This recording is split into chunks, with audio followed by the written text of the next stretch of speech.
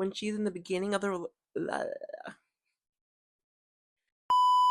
Hi, I'm Erica, and today I'm going to talk about why the next 10 minutes is the key to understanding The Last 5 Years by Jason Robert Brown. This song is the emotional and structural center of the whole musical, and it reveals the characters' differences, flaws, and ultimately why the relationship fails in the end. The show tells a story of Jaime and Cathy's relationship from two opposite timelines. Jamie's story moves from the beginning of the relationship to the end of the relationship, while Cathy's goes in reverse from end to beginning.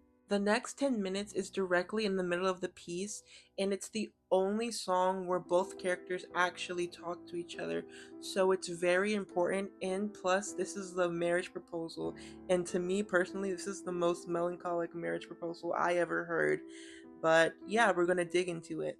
When Jamie first proposes to Cathy, he does so by asking, "Will you share your life with me for the next 10 minutes?"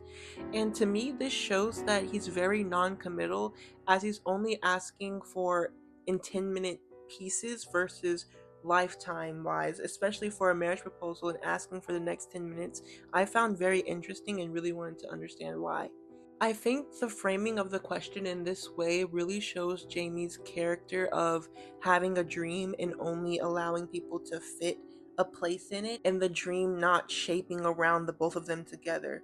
For example, in Shik's Goddess, he says, "If I have to be in love with someone, maybe it can be with someone like you." This shows that Cathy is just a placeholder or just fills the role of a girlfriend and later wife in his dream. We see this show up again in Nobody Needs to Know when Jamie is cheating on Cathy and he's saying this to a new girl, as it's also filling this role of someone to stand beside him as he is successful versus it being around the two of them together in a relationship together. Now, when Cathy responds to this question, she responds with, "I am not always on time. Please don't expect that from me." And I feel that when she says this, she's saying that she is not on time with her career. Jamie is already at parties, his book is being published, and he's the center of attention. Cathy is seeing this grand success with Jamie's career, and she wants to keep up, but it's not her fault. She is trying. She's going to callbacks, but not getting the role. She keeps auditioning, but things are just not working out for her. She is very passionate about not being pushed to the side, and we see this in Climbing Uphill, and a part of that where she's in the background in the shadows and we get to hear her thoughts about it. But in the end, she does get a lot of comfort and relief knowing that Jamie is there with her and knowing that Jamie sees her in this and does support her. However, Jamie is more manipulative as he puts himself on a pedestal, and Cathy is more of an accessory to these parties. We see this because he says, "If I didn't believe in you, I wouldn't love you," which is something very deep and something I wouldn't want to expect from someone I was in a relationship with.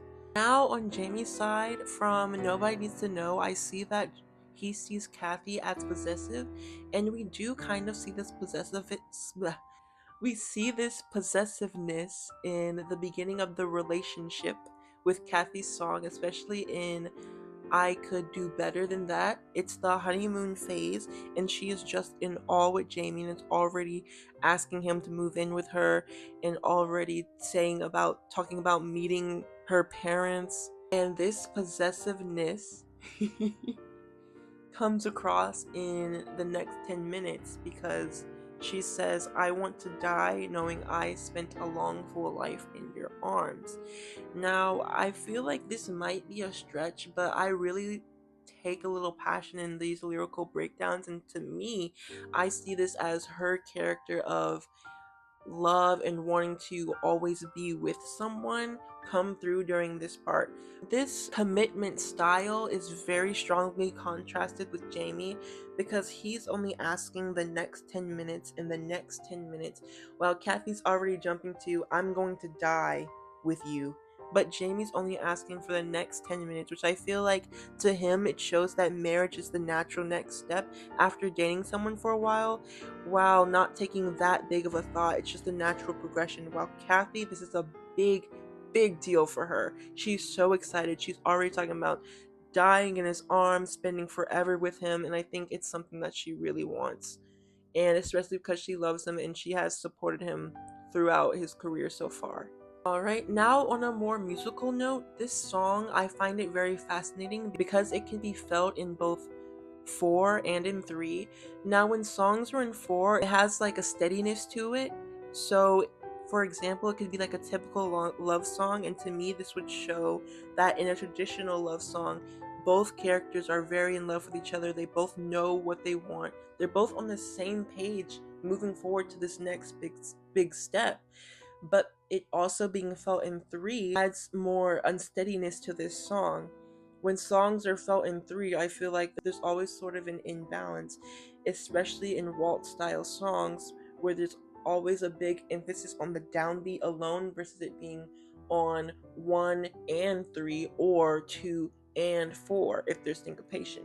This song being felt in 3 and 4, it's once again to me shows that it's a natural step in the relationship for marriage, but also giving the sense that it won't work, that they aren't really on the same page, especially with their questions and responses to each other during this supposed to be very romantic moment between these two characters. And also in this song there's a little melody that's in the prologue, Still Hurting, and shows up in if I what in I Couldn't Rescue You.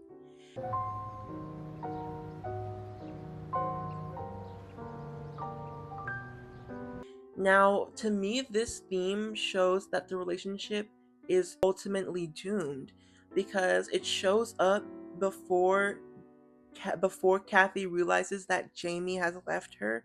It shows up here in the middle of the musical in this piece as they're getting married, and then it shows up later when Jaime is telling Cathy that he couldn't rescue her, and as there's this juxtaposition in this song through emotion where it's supposed to be a very happy moment, but the song itself is very melancholic. But also in the beginning it's very sad and slow, while this song has the 3/4ness of it, gives that movement with the melodies being kind of steady and in one note, and it builds up together.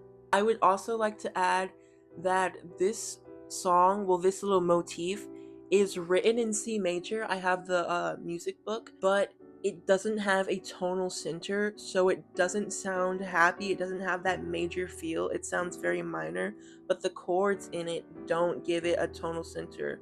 It keeps moving, which also adds to the unsteadiness in this proposal. Lastly, something that I find very important is the position of this song in the musical.